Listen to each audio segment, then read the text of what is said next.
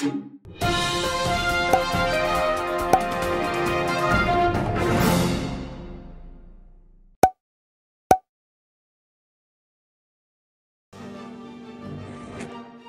जी का खालसा वाहिगुरु जी की फतेह। सत श्री अकाल, नमो बुद्धाय। जमुनवासी साथियों, अस्सलाम वालेकुम साथियों, जय जय जोहर। साथियों, आप सभी जानते हैं कि हम उठाते हैं गरीबों की आवाज़, मजलूमों की आवाज़, और हमारे एक प्रोग्राम स्टार्ट किया जिसका नाम है साधु दयानंद और मेरा संवाद। तकरीबन इसमें हम 14 पार्ट कर चुके हैं और 15वां पार्ट है आज, हमारा लास्ट पार्ट है। और ज्ञानी दीप सिंह जी ने क्या क्या उनको समझाया, और ज्ञानी दीप सिंह ने 3 बार हराया स्वामी दयानंद सरस्वती को। अब तीसरी बार कैसे हरा, इसमें हम बात करेंगे आज। हमने पाठ किया यहाँ पर पढ़ा था यहाँ तक कि आत्मा कहाँ तक रहती है। तो वो आगे बोलते हैं कि उसके बाद मैंने ये भी कहा कि आपने अभाव के नाम गिन कर बताए हैं, परंतु ये तो बताए कि आप जीव का कौन सा भाव चारवाक मत पर लगाएंगे, क्योंकि प्रागा भाव तो जीव को आनंदित सिद्ध कर गए, जैसे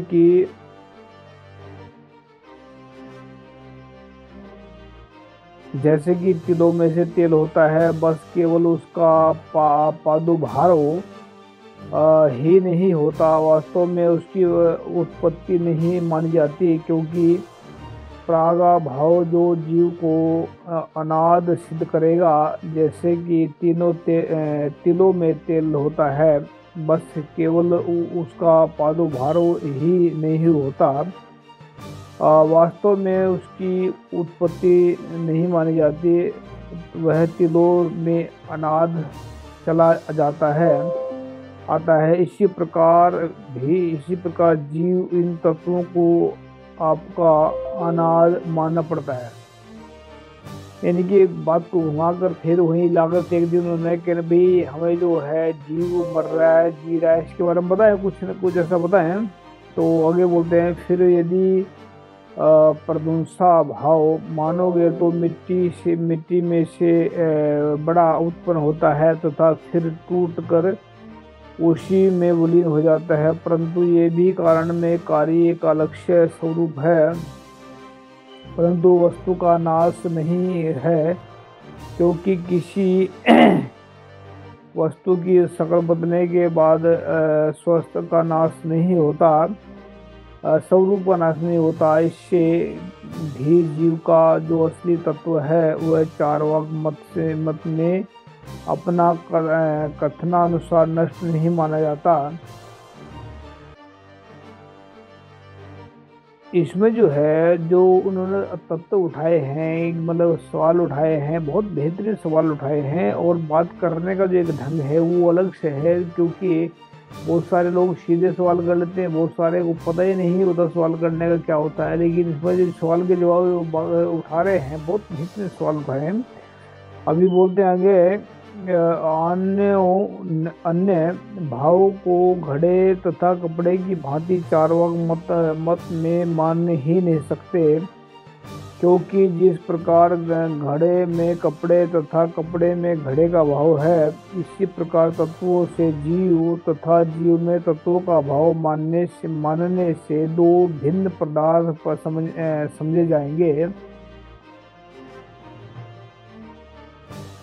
क्योंकि आपके कथनानुसार जीव एक भिन्न पदार्थ है। उसके बाद आता है अत्यंता भाव, जो उसे खरगोश के सींगों की भांति सदैव ही, यानी कि खरगोश के सींग नहीं होते हैं, तो खरगोश की असत्य है, मतलब जो असत्य जो सींग है ही, तो उसमें बता दे तो खरगोश के सींग होते तो असत्य है, वह चारवाक मत में आप मान ही नहीं सकते, क्योंकि चारवाक जीव से ऐसे इनकारी नहीं है, इसके लिए आपका भाव के कथन का यत्न बेकार है।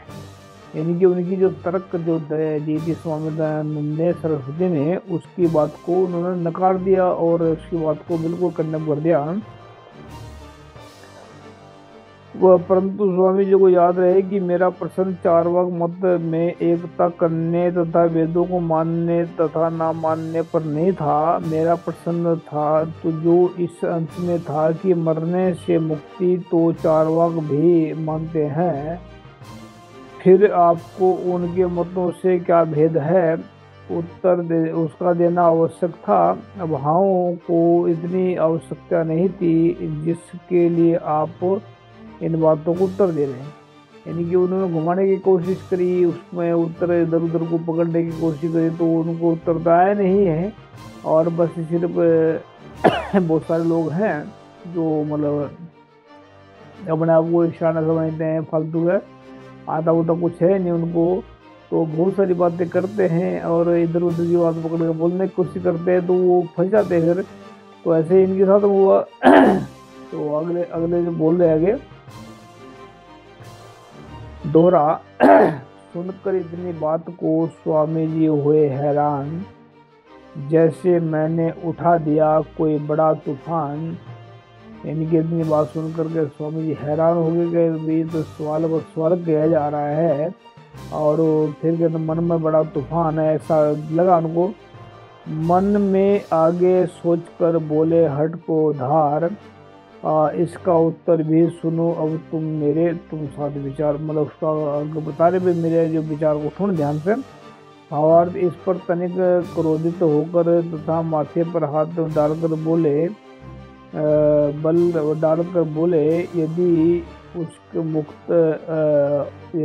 उस मुक्त आत्मा को ज्ञान ना हो तो मुक्ति सुख किस प्रकार भोगे, इसलिए उसे ज्ञान मानना पड़ेगा। दूसरे जीव इच्छाधारी होता है,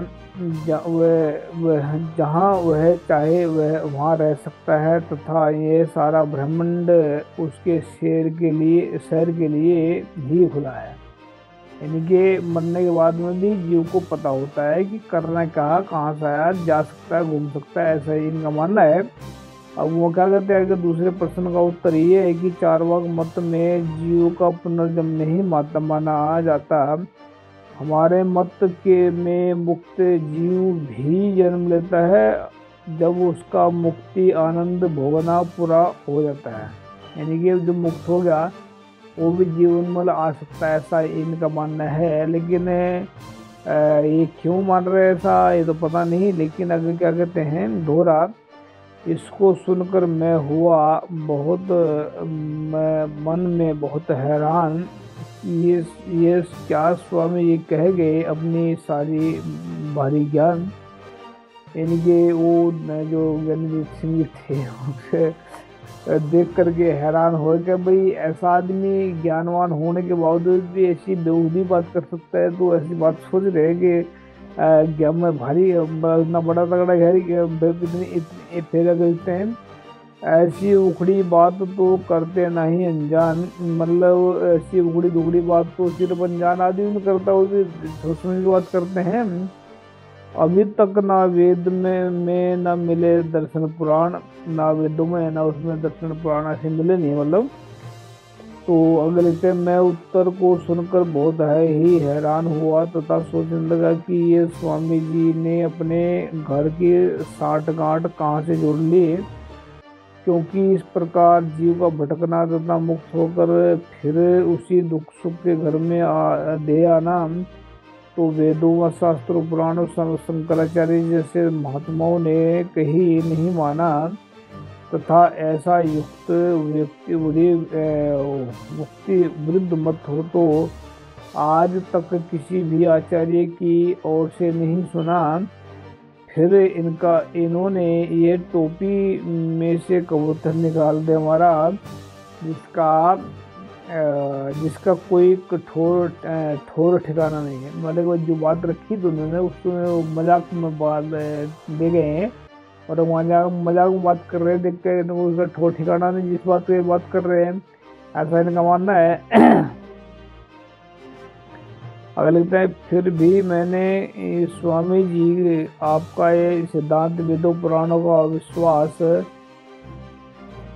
रखने वाले ऋषियों तथा मुनियों की धारणाओं से उलट है तथा युक्तिहीन है। इस पे इसलिए मैं इस प्रश्न का करता हूँ फिर करता हूँ, आप उत्तर धैर्य से दे। पहला, मुक्ति का सुख क्या है? क्या ये इस प्रकार है कि जैसे एक व्यक्ति जेल से निकलकर निर्बंधता का सुख भोगता है? मतलब फिर सवाल घुमा कर रख दिया उन्होंने ऐसे ही। तो ऐसा पूछा उन्होंने, फिर दोबारा क्या पूछते हैं दूसरा,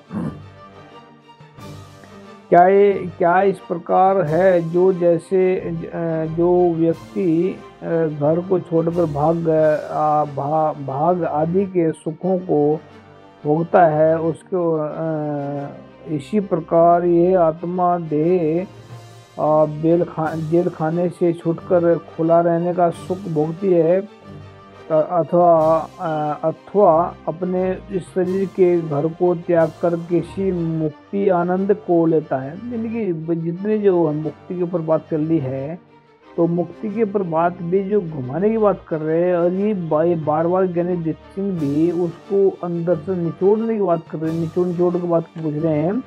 तो उनको आन रहा है, तो उन पर आगे से आगे बात कर रहे हैं। तो आगे कहते हैं,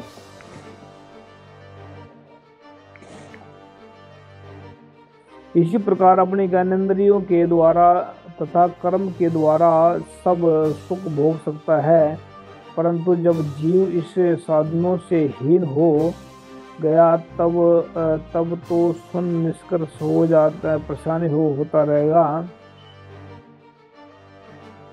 जिस प्रकार जीव जिंद निश्चय हो सकता है। आगे लिखते हैं, जिस प्रकार जीव जिंद तथा मूर्छा और बेशुद्ध पड़ा रहता है। मूर्छा मतलब जैसे होता है ना, बेहोश हो जाता आदमी, जैसा बोल रहे हैं कि जैसे जीव जिंद तथा मूर्छा से बेशुद्ध पड़ा होता रहता है वह, इसी प्रकार वह मौत की नींद में भी बेखबर होकर पड़ता है रहता है। उसके आगे जो आप कहते हैं कि जिस स्थान पर उसकी इच्छा हो वह रह सकता है, यदि यह भी मुक्त शुद्धि नहीं होती, क्योंकि जब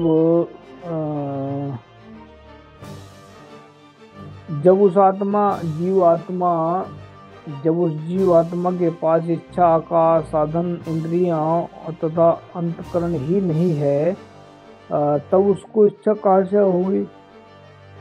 मतलब जो जीव मतलब इच्छा, और जब उसके अंदर कुछ है ही नहीं है तो उसकी इच्छा कहाँ से होगी? तो ऐसे पॉइंट मार रहे हैं इसमें। आगे लिखते हैं, परंतु ये मान भी ले जो जीव तूफान के मारों को भांति डावाडोल भटकता फिरेगा, जिसका ना कोई ठोर ठिकाना होगा, ऐसी मुक्ति को किसी ने कौड़ी के मोल नहीं पूछना, यदि यह तो विधि गले डालने वाली बात है। यानी कि बात कर रहे हैं कि मतलब उसको एक जबरदस्ती कोई चीज गले में डालनी होती है ना, उसको ऐसी बात कर रहे हैं कि उसमें से डालना है। आगे लिखते हैं, दूसरा, जो आपके चारवाक दर्शन से अलग अपने मत जीव का मुक्त होकर फिर से जन्म पाना बलवान है बतलाया है, तथा मुक्ति के सुख का अंत माना है। ये तो उस बेचारे जीव का एक पशु की पदवी देने वाली बात है। मतलब कि उनकी बात पर तर्क किया उन्होंने, और फिर दोबारा से उसको क्वेश्चन को घुमा कर गए उन्हीं की बात के ऊपर उस दूसरी बात जोड़ी उन्होंने, मतलब उनकी बात जो चल रही थी उस पर बात जोड़ी। अगर लिखते हैं, ये तो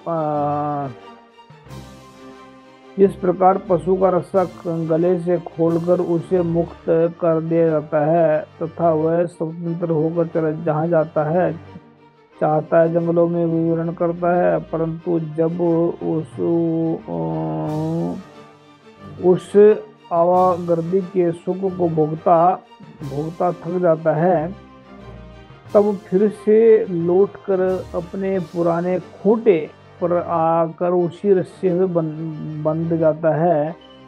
यानी कि एक पशु के साथ में जो उसको एग्जाम्पल देकर बता रहे हैं कि पशु जो है घूम घाम कर जो आता है उसको खुंटे पर आ जाता है, यहाँ से निकला उसको भोगता तब लौट कर आ जाता है। इसी प्रकार ये जीव भी शरीर के रस्से से छूटकर भटकता रहता है तथा मुक्ति का सुख भोगता रहता है, परंतु जब ये सुख पूरा हो जाता है तब फिर से शरीर का रस्सा गले में डाल लेता है। उस प्रभु से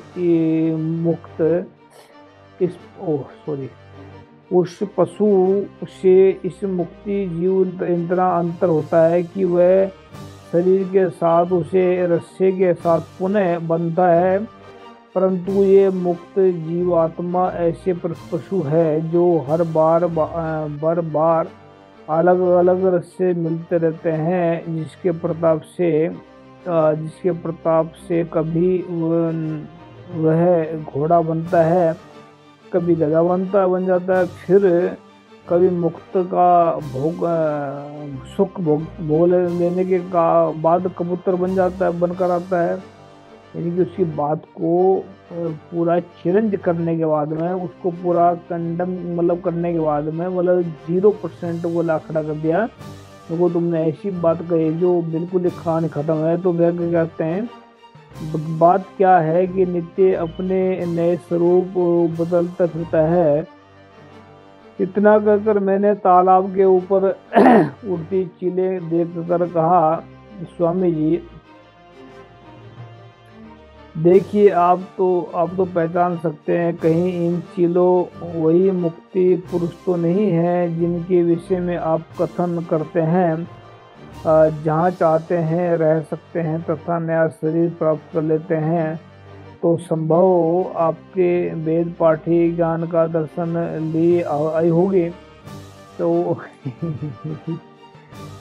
कमाल की बात है। मतलब ऐसा इतने तर्क और किसी के सामने बैठकर ज्ञान की बातें कर लेना, ज्ञान को उसके ऊपर बिल्कुल जकड़ कर रख देना बात को, कर तो ये कमाल की बात है। आगे लिखते हैं, इतना कहने पर गुस्से भये स्वामी जी तत्काल, थोड़ा ही बाकी रह गया बढ़ने से बखियान। थोड़ा बाकी रह गया तो होगा बढ़ने से बखियान। और फिर अगर लिखते हैं, कहने लगे तुम करत हो लंबे नग झगड़े नित्य, सुनकर हमरा दुखत है बचन तुम्हारा चित्त। यानी कि मेरा जो है तुम्हारे वचन सुन करके चित्त दुखता है, ऐसा ही लिखते हैं। अभी स्वामी का चित्त भी दुखता है। ये देखने में कमाल की बात है। और इसमें जो है हमने पहले बोला था कि हम लास्ट पार्ट करेंगे, लेकिन हमें लगता है कि पार्ट हमें एक और करना पड़ेगा। 16 पार्ट करेंगे इसमें हम, और आने वाला वक्त में हमें बात कर रखेंगे ईश्वर किताबों की। और जो भी अपनी तरफ से बात रखना चाहता है, अगर कोई वास्तव मानव जुड़ना चाहता है जुड़े हैं, तो ताकि हम आप लोगों तक का जो संदेश आप लोगों के अंदर का संदेश को पूरे वर्ल्ड के अंदर लेकर जा सके। तो वास्तव मानवता उठाता रहेगा सबकी आवाज़, गरीबों की मजलूम होगी, और हमेशा उठाता रहेगा सच्ची आवाज़। Thank you so much. अस्सलाम वालेकुम, जय जोहर।